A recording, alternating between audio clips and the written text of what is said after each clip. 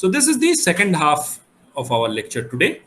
And here we introduce the concept of arrays. Now we know about the concept of variables. What are these variables? Can anybody tell me? What are variables? Nobody. Yeah, alphanumeric Variables are memory something location. we You can store something, some data in variables, but it's a single data of some type. So you use it to store maybe an integer or a fractional number or even a character. But the thing is, it stores a single value. It cannot store multiple values. Obviously, in the course of the program, the value that is stored inside it, that may change. But the previous value is lost, of course. So that means at any point of time, it contains a single data. But arrays are interesting from the point of view that it can store multiple values of the same type. Here, type obviously refers to integer or float or double or character. So arrays are something similar to variables, and a lot of its characteristics are similar to variables, such as its naming rules. But it has the capacity to store multiple values within it. And obviously, to store multiple values, its structure is somewhat different from variables. If you declare a variable, a single space, or you can say single block in the memory location of the computer is reserved for it. Obviously, depends how much of space, that is dependent on what kind of variable you are declaring. For int, it would be maybe 4 bytes, for float, 8 bytes, like that. So that is different, but it contains a single value. But arrays are quite different. We can define them formally as a collection of data items, but all these items having same type, stored in contiguous memory location and accessed using a common name. Big definition, but what does it mean? It means that the idea is to represent multiple data, maybe hundreds or even millions of data, using one name and certain indices. We'll come to indices just a little bit later. But here, let's take an example. Let's say we have got a variable name, an array name, which is data. Now it is defined as data, then within square bracket, this size of this array. So data is the name of the array, and the dimension of the array is within the square bracket. So quite simply, it means that data is an array which can store 10 different values. We said it can store multiple values. So this array would be able to store 10 values. 10 values of similar kind. Maybe 10 integers, or it could be 10 characters, or it could be 10 floating point numbers. That depends on the declaration of the array. We'll come to that later. So it quite simply means that in the computer memory, such a block would be created. And it has got 10 places to store the values. Each of these blocks, or you can say space places, have different memory addresses. Their addresses are different. So obviously, using those addresses or indices, we can access any data stored inside this array. Now, these are the array indices. index of an array.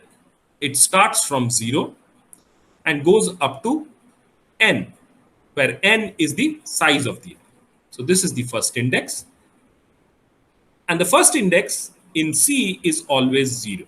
In other programming languages, the array index is taken as 1. But in C, the array index is 0. That is the syntax.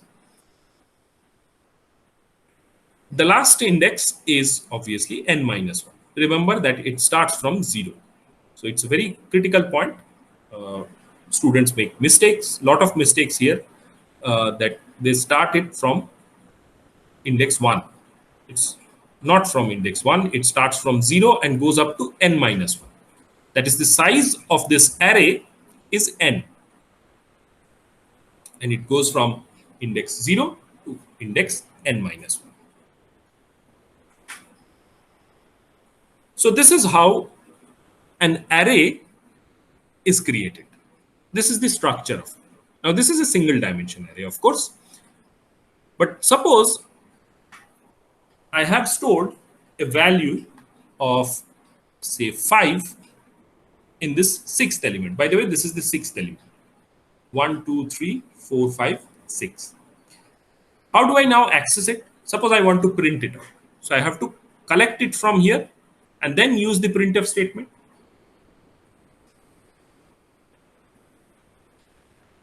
The value stored inside an array can be accessed, as already mentioned, using its name and the index.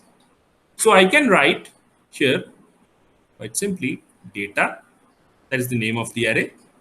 Then within the square bracket, I'll write 6, that is the sixth index. Sorry, here I will write. We will write 5 or 5. 6. We'll write 5. This is the sixth element represented by 5.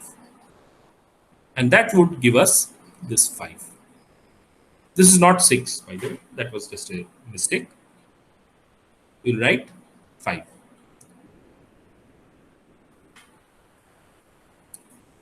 So data I represents the I plus 1th element.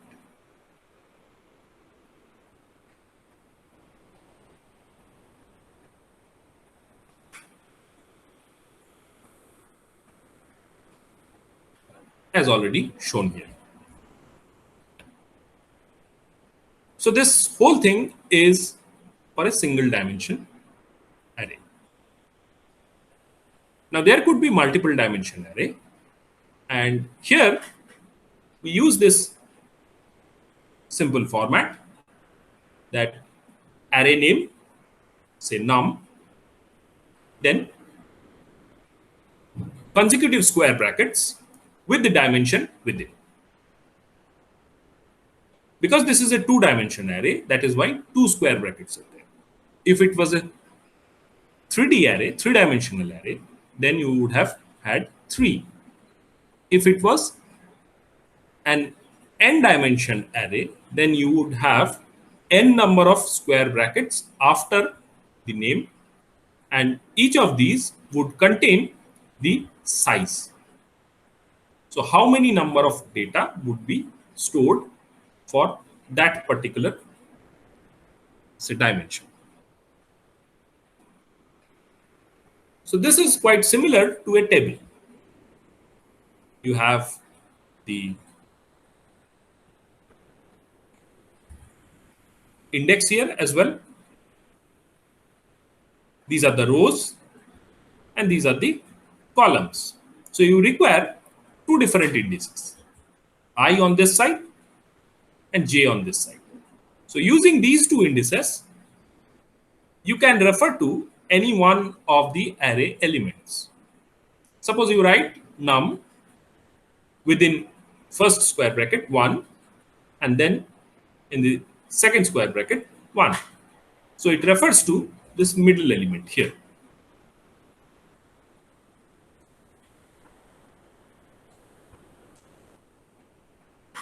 As you can see here, element at the junction of I plus 1th row and j plus 1th column is referred to as num I j.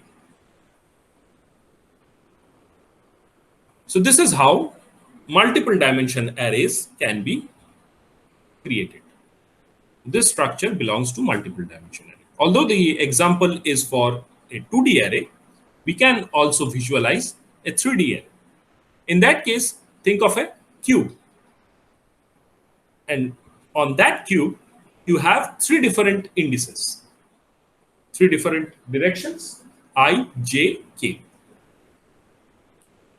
Depending on the value of I, j, and k, you can refer to or access any one of the array elements stored in such a 3D array. Now, it's quite difficult to imagine fourth dimension or fifth dimension arrays, but you can create those arrays using the proper notation, proper syntax.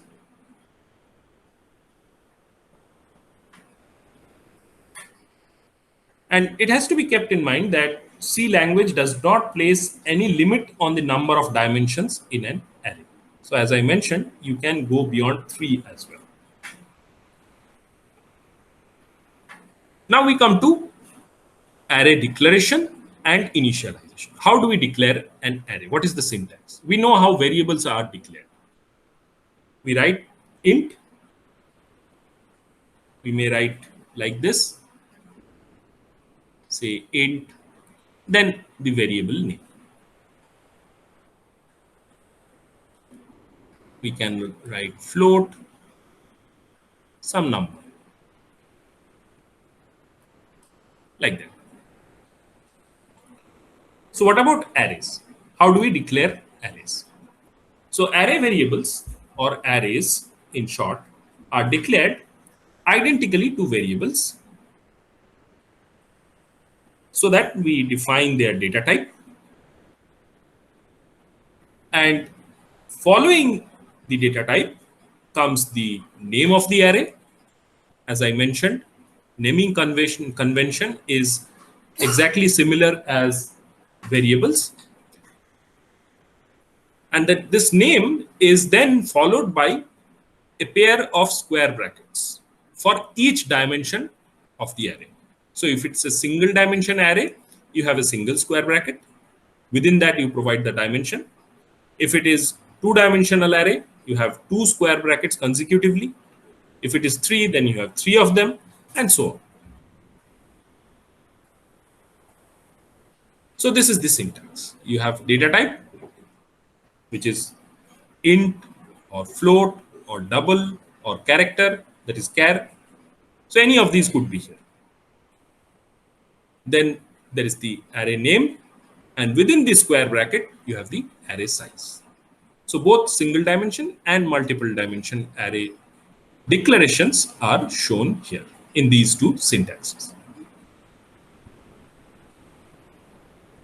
Now, the dimensions which are inside these square brackets, that means the array size here, or array size underscore 1, array size underscore 2, like that. These need to be positive integral constants. These need to be integer constants.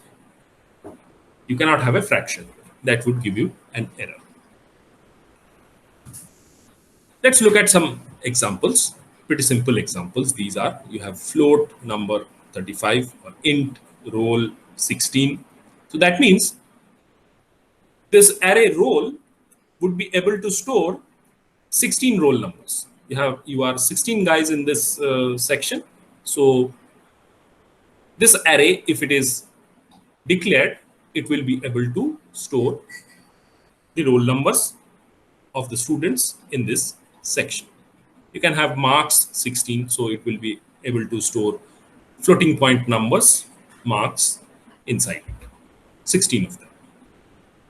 Similarly, you have temp as a double dimension array, which has 100 rows and 100 columns. So it will, while indexing, it will start from 0, go up to 99 in both directions, I and j. You also have a three-dimensional array here. So int x, then the three dimensions 10, 10, and 10. So quite simply, it means that it will be able to store 10 multiplied by 10 multiplied by 10 number of elements.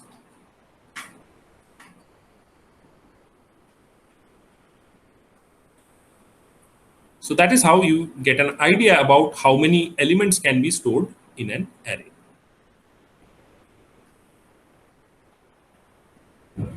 Now it is possible to initialize an array as well. We sometimes initialize variables while we are declaring it. We sometimes write it as, let's say, int I equal to 0.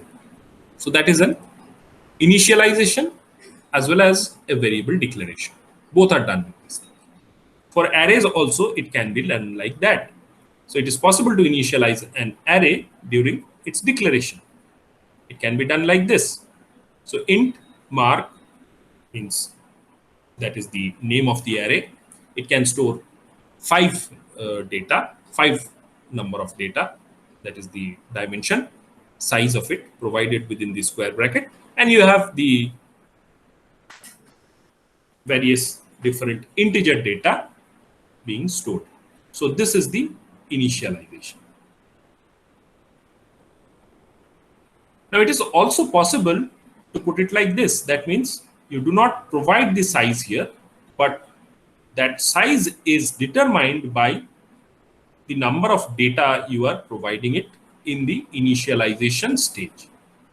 So it automatically means that this array mark is of size 5. That comes from the initialization. Now this is an initialization of a two-dimensional array. So it's quite simple really. It's no need to explain. You can see the use of the curly braces for different rows and different columns. Sir, the Yes. last one, C2, 3, isn't Yes. it wrong? I mean, first one will have two values. No. 2 refers to number of rows. Okay. The first one here that refers to number of rows. This one refers to number of columns. So if you make this table, try to always keep this in mind. This is I and this is J. Okay. So on this side, 3 columns, 2 rows. Okay. So this is basically 1, 2, 3. This is -1, -2, and -3. Goes like this. Okay. So now an array may be partially initialized as well by providing fewer data items than the size of the array. So you can see in this example, the same array name, mark, its size is 8, but I am providing the same 5 data that we had provided previously. So 15 goes to the first block, first says place, that means index 0. Let me write the index here. So 0, 1, 2, 3, 4. Now there is also 5, 6, and 7 because we have defined mark as having size of 8. So what happens to these 3 places? 0 is going to be initialized here. So partial initialization is also possible. So here 6th, 7th, and 8th elements are 0. Now if you do not initialize an array, then you must provide its dimensions. So you cannot leave an array at the declaration stage like this. You cannot just put int, say, data, and then this is blank. You cannot leave this blank. You have to provide a dimension over here. And that dimension has to be an integer constant. You can, however, write it like this. You can keep it blank But in that case, you have to, it is mandatory, you have to provide this initialization. That determines the size then.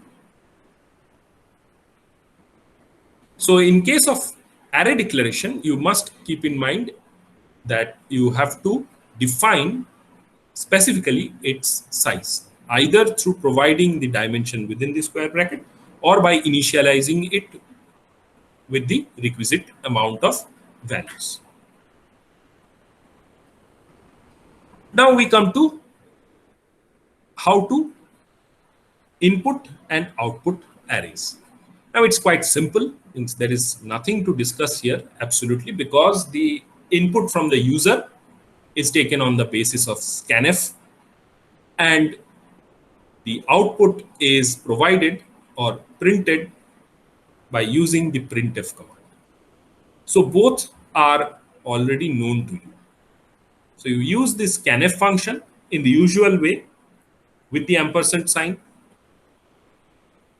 and you store the given value, the input value, in the proper array element. You can also print out that array element using the printf function in the usual manner. The same syntax can be used. So here is an example. You have for I equal to 0, I being less than 5, then I plus plus. So that is the standard for loop notation. Inside it, you have printf. A is the array name, then %d equal to the quotation mark closes, then you have I. So what it is doing here is that it is printing out A0, A1, A2 for the benefit of the user. The user would then be aware of which element of array he is putting in. So that is the first step.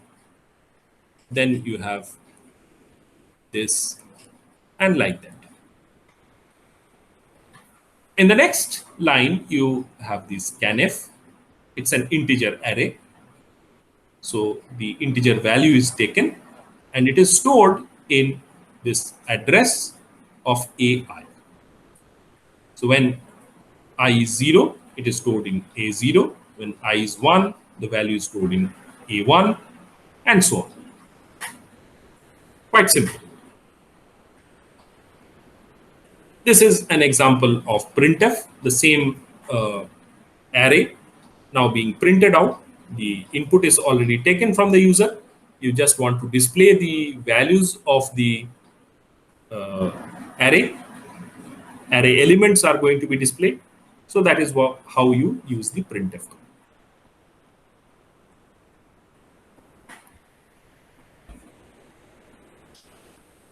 Those are examples of single dimension array. Multiple dimension array can be printed out like this. You have nested for loops. I think I mentioned it previously that nested for loops are useful in case of taking inputs of two-dimensional arrays and writing the output of two-dimensional arrays. So this is how it is done. So you have a nested for loop. The outer loop runs with the index I. So it controls the rows, number of rows. The inner loop, J, controls the columns. And together, they have formed this Aij element. And that would be the array element which is going to be populated using this scanf statement. So if you just put a little bit of thought into it, I don't think it's difficult at all. In the next class, we'll be using these sort of notations and these sort of syntaxes to write programs for matrices. So that would be the next class. But one thing you should remember, that arrays are usually used in conjunction with loops. Because we are performing the same calculation on all the data types, all the data items in the array. So we can use the loop to do this in a much more, in much simpler way. So that is how you take input using scanf for single as well as multi-dimension arrays. And you can also output the elements of the array using the printf statement. Nothing complicated about it. If you just go through this slide and apply your mind a little bit, you can understand how to input and output arrays. So that brings us to the end of today's discussions. We have discussed two different aspects today. First of all, the jump statements, and then the arrays, single as well as multi-dimensional arrays. So this is basically an introduction to the arrays. As I mentioned already, that the example programs and certain other things related to arrays will be conducted in the next class. So that's all for today. Thank you.